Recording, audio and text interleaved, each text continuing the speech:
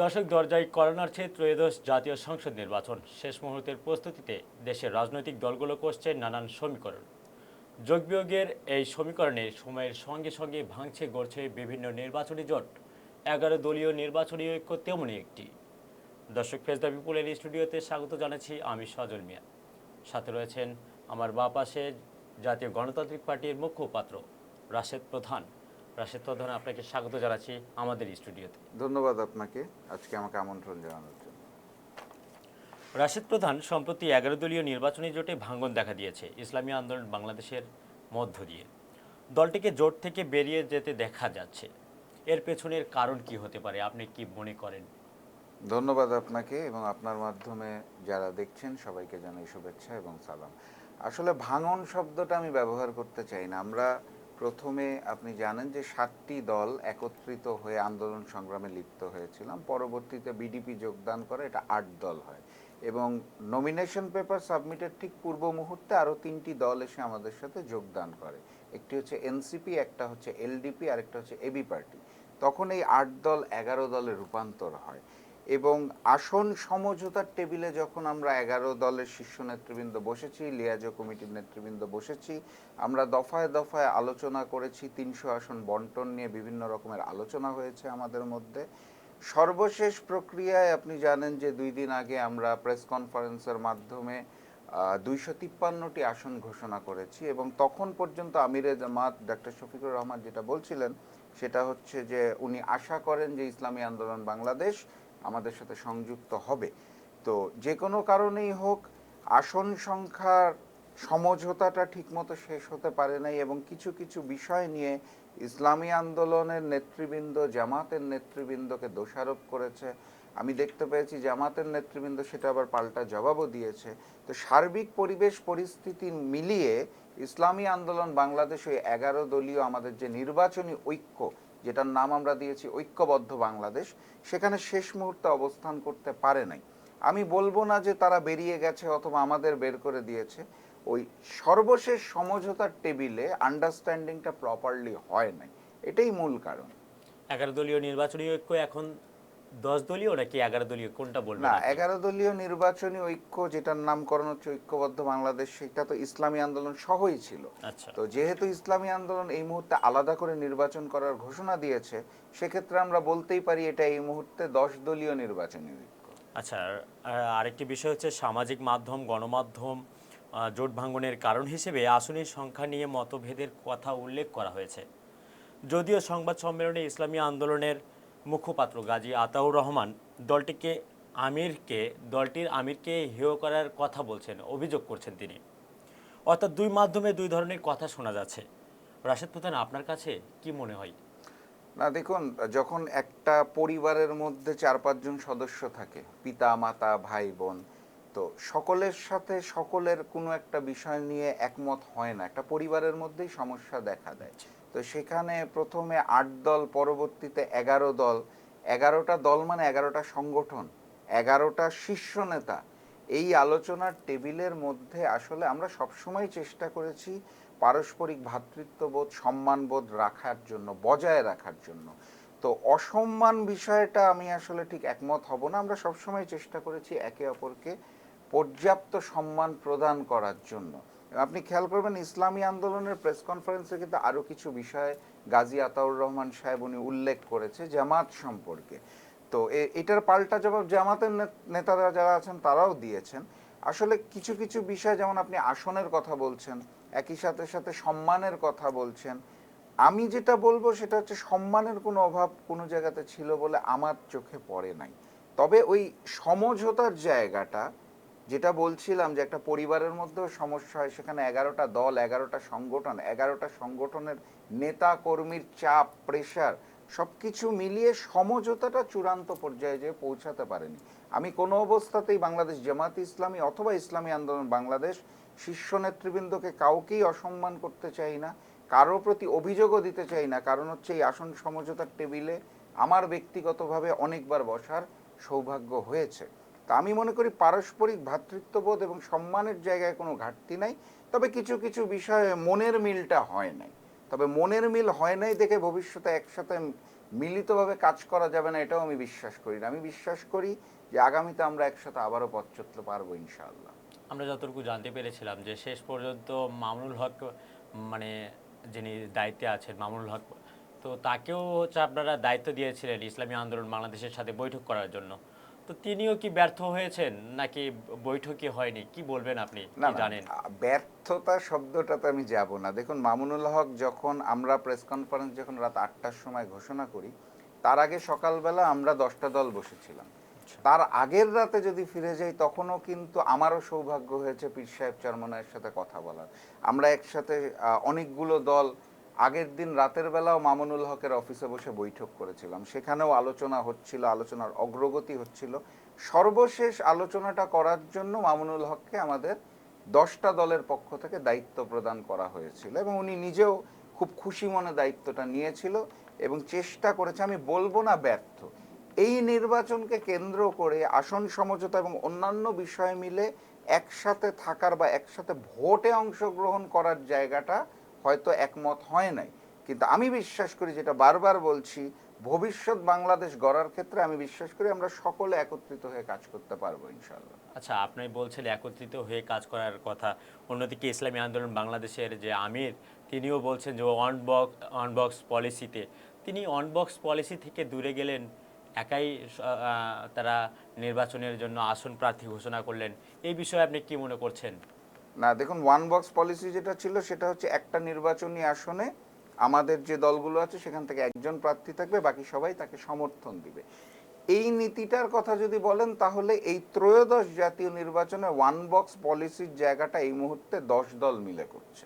ইসলামী আন্দোলন আসলে এই মুহূর্তে এই নির্বাচনটার ক্ষেত্রে ওয়ান বক্স পলিসিতে আর থাকার সুযোগ আছে বলে আমি মনে করছি না, যেহেতু তারা একক দল হিসাবে নির্বাচনে অংশগ্রহণ করছেন মোর দ্যান 276 আউট অফ 300।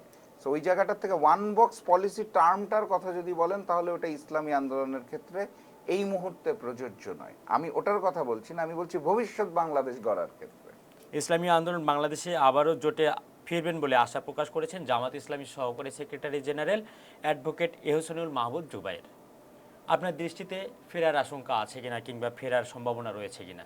না, দেখুন, আমি বারবার যেটা বলতে চাই সেটা হচ্ছে আমরা 8টা দল দীর্ঘদিন ধরে রাজপথে রাজনীতিতে একসাথে ছিলেন। ছিলাম। সেটা Right. মিছিল হোক, মিটিং হোক, মানববন্ধন হোক, স্মারকলিপি প্রদান করা হোক, সমাবেশ, বিভাগীয় মহাসমাবেশ, সমাবেশ, বিভাগ। আমাদের মধ্যে একটা আন্ডারস্ট্যান্ডিং গড়ে উঠেছে। পরবর্তীতে 8 যখন 11 হয়, সেই 11-র আসন বন্টন এবং অন্যান্য জিনিস নিয়ে নানাবিধ সমস্যার সূত্রপাত হয় এবং যেখান থেকে ইসলামী আন্দোলন এই মুহূর্তে আমাদের 11 দলের মধ্যে নাই, যেটা 10 দলে রূপান্তর হয়েছে। কিন্তু ইসলামী আন্দোলনের নেতাদের সাথে আমাদের নেতৃবৃন্দর, আমি পরবর্তী 3 দল বলবো না, যখন আমরা 8 দল ছিলাম, এই 7 দলের নেতৃবৃন্দের সাথে ইসলামী আন্দোলনের নেতৃবৃন্দর অত্যন্ত সুন্দর পারস্পরিক বোঝাপড়া আছে।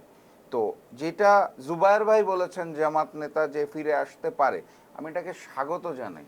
আমি মনে করি যে কোনো মুহূর্তে আমাদের এখনো সুযোগ আছে 10 দলকে আবারও 11 দলে রূপান্তর করার।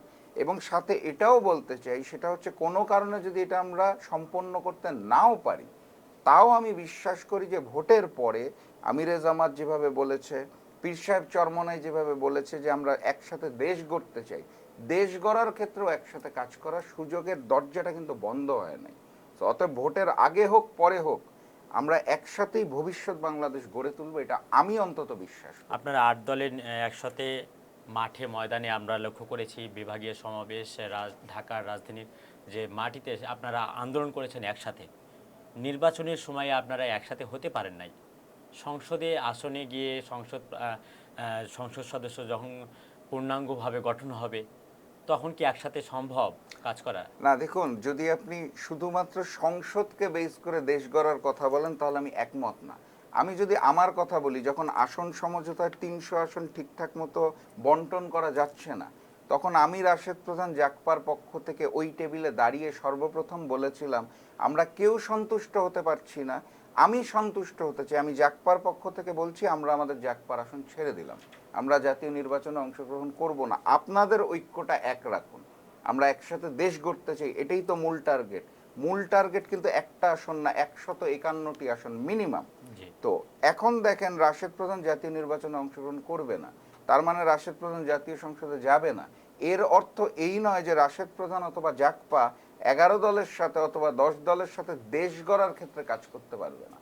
দেশ গড়ার জন্য যে নীতি আদর্শটা প্রয়োজন সেটা তো আমার ভাই ওসমান হাদি দেখিয়ে দিয়ে গেছে। ওসমান হাদি তো সংসদে যায় নাই, কিন্তু হাজারো লক্ষ তরুণের মধ্যে সেই আবেগ, ভালোবাসা, নীতিবোধটাকে কিন্তু সে দিয়ে গেছে, এবং সেটা এই মুহূর্তের লক্ষ তরুণ ধারণ করে যে ভবিষ্যৎ বাংলাদেশ গড়ার জন্য আমাদের ভারতীয় আধিপত্যবাদ বিরোধী আন্দোলনে থাকতে হবে। দেশ গড়ার ক্ষেত্রে ভবিষ্যৎ বাংলাদেশে কোনো জালেম স্বৈরাচারকে এগিয়ে আসতে দেওয়া হবে না।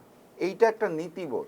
এইটা যে শুধুমাত্র সংসদের 300 জন মিলে দেশ গড়বে এটা আমি বিশ্বাস করি না। সংসদের বাইরে থেকেও সাধারণ মানুষরা যদি একত্রিত হয় তাও দেশ গড়া সম্ভব।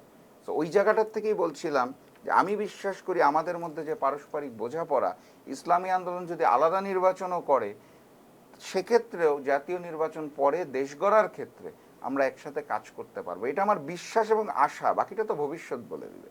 সেদিক থেকে আমি যদি শেষ পর্যায়ে আমি যদি বলি, 10 দলীয় নির্বাচনী জোটের ঘোষিত চূড়ান্ত আসন তালিকায় জাকপার নাম দেখা যায়নি, যদিও এখন 47টি আসন নিয়ে চূড়ান্ত কোনো সিদ্ধান্ত নেয়নি।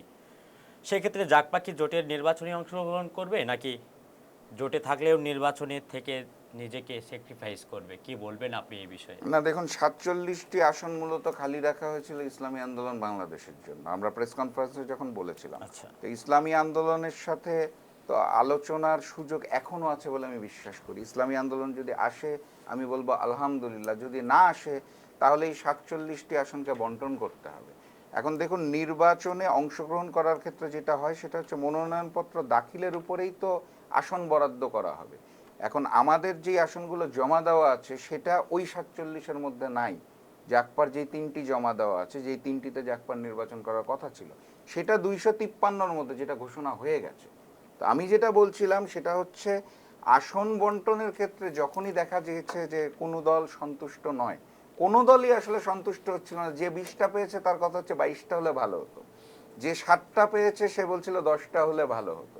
তো তখন আমার মনে হয়েছে ভূমিকা রাখা প্রয়োজন, এবং আমি লিয়াজো কমিটির মিটিংয়ের মধ্যে, ওই মিটিংয়ে আমি বলেছিলাম যে কোনো দলই সন্তুষ্ট হচ্ছে না, জাকপা সন্তুষ্ট হতে চায়।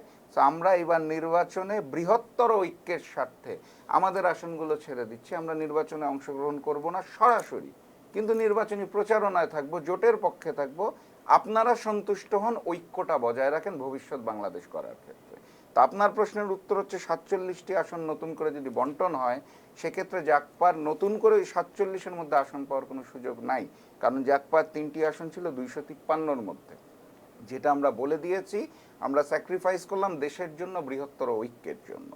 সো নতুন করে বন্টনের ক্ষেত্রে জাকপার নাম আসবে না। সো সামারি হচ্ছে জাকপা 300 আসনে নির্বাচনে অংশগ্রহণ করবে না, রাশেদ প্রধান করবে না, কিন্তু রাশেদ প্রধান এবং জাকপা এই ঐক্যের পক্ষে, নির্বাচনের প্রচারণায় গণভোটে হার পক্ষে অংশগ্রহণ করবে। তো আমি আমার জায়গা থেকে বলতে পারি, একটি আসনে আমি নির্বাচন করব না, আমি বাংলাদেশের 300টি আসনে নির্বাচন করতে চাই, ঐক্যের পক্ষে, আমাদের ঐক্যের পক্ষে, গণভোটের হার পক্ষে। আমি আরেকটি বিষয় আপনার কাছে জানতে চাই। আপনি গতকালকেও এই মেসেজটা দিয়েছিলেন যে আপনার সোশ্যাল মিডিয়া, আপনার পার্সোনাল ফেসবুক অ্যাকাউন্টের মাধ্যমে এই মেসেজটা দিয়েছিলেন যে আপনি পঞ্চগড় থেকে বান্দরবন পর্যন্ত আপনি একসাথে সব আসনেই নির্বাচন করবেন, তবে আপনি সেই ঐক্যের সাথে। ইনশাআল্লাহ। আপনাকে যদি আমি বলি যে এই 47টি আসনের জন্যে কিংবা 47টি আসন এই ইসলামী আন্দোলন বাংলাদেশের জন্য আপনারা বরাদ্দ দিয়েছিলেন, নিজের আসনটিকে স্যাক্রিফাইস করে, তারপরে ঐক্য আপনারা ধরে রাখতে পারলেন না, এই ব্যর্থতা কার? এই ব্যর্থতা আমাদের সবার। আমি কিন্তু আগে যেটা বলছিলাম সেটা হচ্ছে যে আমি এই কথাটাই লিয়াজো কমিটির মিটিংয়ে বলছিলাম যে যে 2টি পেয়েছে তার চাহিদা 4টা, যে 7টা পেয়েছে তার চাহিদা 10টা, যেই দল 20টা পেয়েছে তার চাহিদা 25টা। ইসলামী আন্দোলন কতটি আসন চেয়েছিল? ইসলামী আন্দোলন প্রাথমিক পর্যায়ে তো তাদের চাহিদা ছিল 100, পরবর্তীতে এটা 80 হয়েছে। ঐক্যের স্বার্থে পীর সাহেব একসময় বলেছিল 70-এও আমরা নামবো। সো মানে মূল কথাটা হচ্ছে আমি স্পেসিফিক ইসলামী আন্দোলনকে দোষ দিতে চাই না। আচ্ছা, আমি যেটা বলতে চাই সেটা হচ্ছে সর্বশেষ বৈঠকেও যখন বন্টন হচ্ছে কোনো দলই সন্তুষ্ট না, কোনো দলই সন্তুষ্ট না। যার শেষ যা পর্যন্ত তো আছে 10টি দল সন্তুষ্ট হয়েছে, কিন্তু একটি দলই সন্তুষ্ট হয়নি, আমরা সেটাই না, দেখছি। আমি যেটা বলবো সেটা হচ্ছে 10টা দলের যে সন্তুষ্টি সেটা আচ্ছা। হচ্ছে মেনে নিয়ে সন্তুষ্টি, ইসলামী আন্দোলনেরটা হচ্ছে না মেনে অসন্তুষ্টি। দুইটা কিন্তু মোটামুটি একই জায়গায়। মানে যেই দল যত আসন পেয়েছে কোনো দলই বুকে হাত রেখে বলতে পারবেন আমি পরিপূর্ণ সন্তুষ্ট। সবারই কথা আর দুটো হলে ভালো হতো, আর পাঁচটা হলে ভালো হতো। And সংসদে আসন তো 300, আপনি এটাকে তো 500 করে দিতে পারবেন না, এটা তো সম্ভব না। তো ওই জায়গাটার থেকে আমাদের মনে হয়েছে কেউ যখন সন্তুষ্ট হচ্ছে না, আমাদের অন্তত পরিপূর্ণ সন্তুষ্ট হওয়া উচিত। আমরা শূন্য নিয়ে পরিপূর্ণ সন্তুষ্ট হতে চাই, ঐক্যের যাতে 151 হয় এটার সাথে। সবশেষে ইসলামী আন্দোলন কতটি আসনের জন্য তারা নিজেকে সরিয়ে দিয়ে গেছে যদি বলতেন? না, এইভাবে করে সরাসরি আসন সংখ্যার উত্তর দেওয়াটা কঠিন, কারণ বিষয়টা শুধুমাত্র আসন এটা আমি বিশ্বাস করি না। এখানে পারস্পরিক বোঝাপড়া এবং ভ্রাতৃত্ববোধ, কিছু আলাপচারিতা, একে অপরের প্রতি যেই আলাপের মাধ্যমে যেই বাক্যচয়ন, বডি ল্যাঙ্গুয়েজ, সব কিছু নির্ভর করে। আমি কিন্তু শুরু থেকে বলছি, একটা পরিবারে পিতা মাতা ভাই বোন 4 সদস্য থাকলেও গোলমাল লেগে যায়, বা একটা বিষয়ে একমত হওয়া যায় না। এইটার পিছনে যে শুধুমাত্র ওই বেলার কোন তরকারি দিয়ে ভাত খাওয়া সেটা না, এটা পারস্পরিক অবস্থান নির্ভর করে। একটা মানুষের বডি ল্যাঙ্গুয়েজের মধ্যে দিয়েও অনেক মেসেজ থ্রো করা সম্ভব সামনের মানুষের ক্ষেত্রে। তা আমি শুধু আসনের জন্য ইসলামী আন্দোলন চলে গেছে এইটা বলতে রাজি নই, এটা আমি বিশ্বাসও করি না। এখানে আরো কিছু বিষয় আছে, সব কিছু মিলিয়ে শেষ মুহূর্তের ওই সমঝোতাটা হয় নাই বলে আমি মনে করি। আচ্ছা, আমি আরেকটি কথা বলবো, সর্বশেষের দিকে আমি চলে এসেছি। ত্রয়োদশ জাতীয় সংসদ নির্বাচনী মাঠ এবং প্রশাসনিক ভূমিকা কেমন দেখছেন? এবং যদি বলি নির্বাচনী প্রশাসনিক যারা দায়িত্বে আছে, এই নির্বাচন কমিশন যারা কাজ করছেন, তাদের ভূমিকা আপনি কেমন দেখছেন? কোনো ধরনের অভিযোগ রয়েছে কিনা? না, মানে আমি খুব সংক্ষেপে সেরে দিই, লেভেল প্লেইং ফিল্ড বলতে আমরা যেটা বুঝি সেই জিনিসটা আমি এই মুহূর্তে দেখতে পাচ্ছি না। আপনি যদি মনোনয়নপত্র জমা দেওয়ার সময় থেকে খেয়াল করেন, দেখবেন যে বিএনপির অসংখ্য প্রার্থী ঋণ খেলাপি, কাগজ না উল্টেই পাশ করে দেওয়া হয়েছে। অথচ আওয়ামী আমলের একটি মামলা, হামিদুর রহমান আজাদ জামাতের আওয়ামী আমলের একটা ক্ষুদ্র মামলা, সেই কারণে সেই মনোনয়নপত্র বাতিল করা হয়েছে, এবং বাতিলের সময় প্রশাসনের পুলিশ হাততালি দিচ্ছে। এবং আপনি দেখবেন যে জামাত জোটের অথবা 10 দলীয় নির্বাচনী ঐক্যের অনেক প্রার্থীকে এইভাবে করে মনোনয়নপত্র বাতিল করে দেওয়া হয়েছিল, শুনানির মাধ্যমে তারা ফেরত পেয়েছে। আমি যেটা বলতে চাচ্ছি, লেভেল প্লেইং ফিল্ডের জায়গাটা এখনো দৃশ্যমান নয়। অথবা বিএনপির তৎকালীন ভারপ্রাপ্ত চেয়ারম্যান, বর্তমান চেয়ারম্যান দেশে নামার পর যেই প্রোটোকলটা পাচ্ছে, অন্য দলের কোনো প্রধান তো সেই প্রোটোকল পাচ্ছে না। কারণটা কি? তো এটা তো একটা ভুল মেসেজ দেওয়া হচ্ছে জাতির সামনে, যে একটা দলের প্রধানের জন্য বিশেষ ব্যবস্থা রাখা হচ্ছে, অন্যান্য দলও তো নির্বাচনী মাঠে আছে। তো শুধুমাত্র এক কেন্দ্রিক যে সুযোগ সুবিধা বন্টন, এটাকে আমার কাছে মনে হচ্ছে নির্বাচনী লেভেল প্লেইংটা হচ্ছে না। জি, ধন্যবাদ। জাতীয় গণতান্ত্রিক পার্টির রাশেদ প্রধান, আপনি মুখপাত্র হিসেবে দায়িত্ব পালন করছেন। আমাদের স্টুডিওতে আসার জন্য আপনাকে আবার স্বাগত এবং ধন্যবাদ জানাচ্ছি। আপনাকে অনেক ধন্যবাদ, এবং আপনার মাধ্যমে ফেস দ্য পিপলের যারা দর্শক রয়েছে সবাইকে জানাই আমার পক্ষ থেকে, আমার দলের পক্ষ থেকে শুভেচ্ছা এবং সালাম। আসসালামু আলাইকুম।